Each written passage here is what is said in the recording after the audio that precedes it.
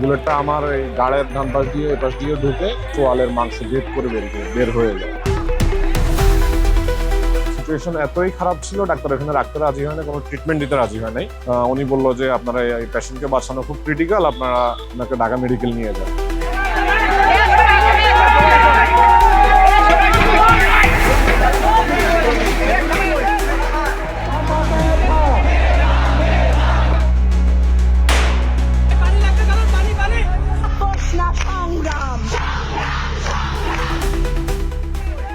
বাংলাদেশ জাতীয়তাবাদী দল বিএনপির প্রেস ক্লাবের সামনে অবস্থান কর্মসূচি ছিল।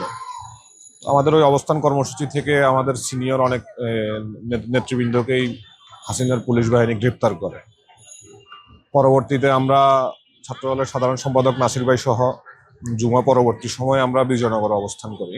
পুলিশ আমাদেরকে লক্ষ্য করে তখন টিয়ার শেল, রাবার বুলেট এগুলা ছুটছিল আপনার এই ছত্রভঙ্গ করে দেওয়ার জন্য। পরে আমাদের সাথে ওই দিন আপনার ছাত্রদল, যুবদল, স্বেচ্ছাসেবক দল, বিএনপি এবং এই সাধারণ মানুষ ছিল, সাধারণ ছাত্ররাও ছিল, মানুষের ব্যাপক একটা উপস্থিতি ছিল।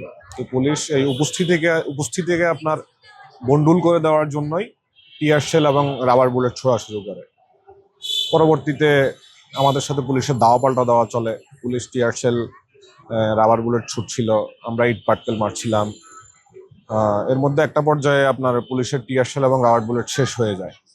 শেষ হওয়ার পরে পুলিশ তার অবস্থান থেকে পিছু হটার পরে আমরা একটু সামনের দিকে আগাই। আগানোর পরে পুলিশকে এই কিছুক্ষণের মধ্যেই 10 থেকে 15 মিনিটের মধ্যেই পুলিশ তার এই ফোর্স মানে বেশি করে নিয়ে আসার পরেই আপনার হঠাৎ করে তারা ফায়ার শুরু করে। পরবর্তীতে আমরা স্টিলের ডাল বানায় নিই। আপনার এই যে রাস্তার মাঝখানে যে ব্যারিকেডগুলো থাকে এগুলো ভেঙে ঢাল বানায় নিজেদের প্রতিরোধের জন্য। পুলিশের সাথে তখনও পুলিশ গুলি করতেছিল, আমরা ইট পাটকেল ছুটছিলাম। আমরা আমাদের অবস্থান থেকে মানে পিছু হটিনি। কিছুক্ষণের মধ্যে দেখলাম আমার পাশে আমার দুজন ভাই, ওনারা মানে হেলে পড়ে গেছেন পুলিশের গুলিতে। এর কিছুক্ষণের মধ্যে ওনারা শাহাদাত বরণ করেন। আর এর 1 থেকে 2 মিনিট পরে আমি নিজে গুলিবিদ্ধ হই। আমার সাথে ছাত্রদলের আমার আরেক বন্ধু মিল্লাত ও গুলিবিদ্ধ হয়। তো বুলেটটা আমার এই গাড়ের ডান পাশ দিয়ে এপাশ দিয়ে ঢুকে আমার এই চোয়ালের মাংস ভেদ করে বের হয়ে যায়। এটা ছিল আপনার চাইনিজ রাইফেলের বুলেট। তো এর কিছুক্ষণের মধ্যেই আমি সেন্সলেস হয়ে যাই আর কি। তো আমার সাথে যারা ছিলেন তারা আমাকে নয়াপল্টন যে ইসলামী ব্যাংক হাসপাতাল আছে ওই হাসপাতালে নিয়ে যান। নিয়ে যাওয়ার পরে ডাক্তার আমার সিচুয়েশন এতই খারাপ ছিল, ডাক্তার এখানে রাখতে রাজি হয় না, কোনো ট্রিটমেন্ট দিতে রাজি হয় নাই। উনি বললো যে আপনারা এই পেশেন্টকে বাঁচানো খুব ক্রিটিক্যাল, আপনারা ওনাকে ঢাকা মেডিকেল নিয়ে যান। তো আপনারা জানেন ঢাকা মেডিকেলের তৎকালীন সিচুয়েশন খুব বাজে অবস্থা ছিল। আমার সাথে যারা ছিলেন আমার বন্ধু সহযোদ্ধারা, ওরা আমাকে শান্তিনগর অরোরা হাসপাতালে নিয়ে যায়।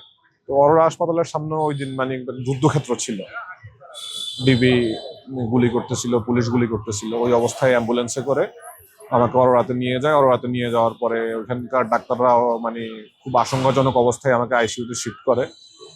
আইসিইউতে শিফট করার পরে ডাক্তার তখনও আমি বাঁচবো কিনা সন্দিহান ছিলেন। পুরোটা উনি উপরওয়ালার হাতে ছেড়ে দিয়ে লাখের উপরে ডিপেন্ড করতেছিলেন আর কি। 2 দিন আইসিইউতে থাকার পরে আমার অস্ত্রোপচার হয়। এর মধ্যে আইসিইউতে আমি যতক্ষণ ছিলাম ততক্ষণ আপনার দেখা যায় একটু পরপরই ব্যান্ডেজ চেঞ্জ করা লাগতেছিল, কারণ আপনার ব্লিডিংই বন্ধ হচ্ছিল না অপারেশনটার আগ পর্যন্ত আর কি। আইসিইউ থেকে যখন আমার মানে শারীরিক পরিস্থিতি একটু স্টেবল হয়, উনি আমাকে কেবিনে শিফট করেন। কেবিনে শিফট করার সময় আমার খুব মানে করুণ অবস্থা ছিল তখন শারীরিকভাবে। ঠিকমতো খেতে পারতাম না, প্রথম 3-4 দিনের মতো আর কি।